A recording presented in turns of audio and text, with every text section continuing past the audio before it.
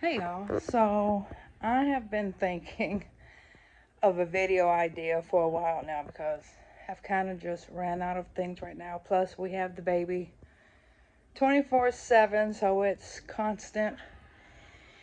Anyway, I do have a question for y'all. Keep in mind, I have friends all around the world. And specifically here in the United States, all throughout all 52 states. So, here in Atlanta, I do not care if you go buy a brand new car off the lot or buy a used car or get a car as a gift. When you go to the DMV, which is driver motor vehicles, to get your tag, right?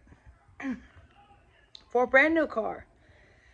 Let's say, for example, you bought the car off the lot and it was $35,000, right?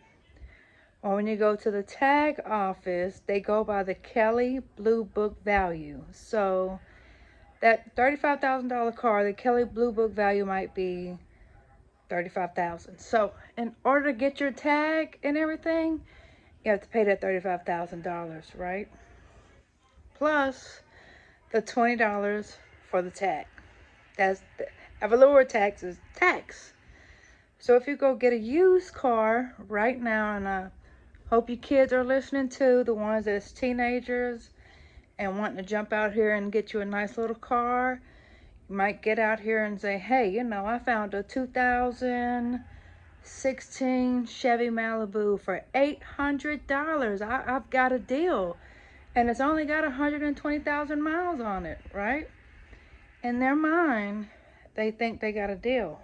But when they go to the DMV to get a tag for that car, just because you paid $800 for it, they go by the Kelley Blue Book value. So that car, that Chevy Malibu, Kelley Blue Book value might be $8,000. So, in order to put a tag on that car, you got to pay that $8,000 up front. I think you can make payments or whatever, but they mainly want it up front so you can get that tag. Same thing if my Uncle Jim was, when he was living, God rest his soul, I literally gave him a truck. Literally gave him my truck. Well, here in Atlanta, you can't just give something for free. You have to at least say you sold it for $1. So we wrote it out that I sold it to him for $1, so he would be able to go get the tag or whatever. So same thing. No matter how much you paid for it, you're going to get caught with ad valorem tax. Now, I want to stay right here on the car subject while I got it on my head. I notice every time I speak to somebody in a different state, when you go get we got to get a little decal every year for our tag, right? Every year. But I notice each state has something different. Here in the state of Georgia, and I'm not speaking for every city because I know Villa Rica and maybe Griffin, like you don't have to have an emission test, right? Here in the city of Atlanta, you have to have an emission test unless you're 65 years and older and you can go through what's called Clean Air Force, right? So, you got to go through emissions, which is give or take $20 to $25, right? You go through emissions, and emissions, what they do is they make sure your engine light isn't on. They check the gas thing. They put this little monitor on the gas thing, and they basically look for problems to see if you can pass the emissions test.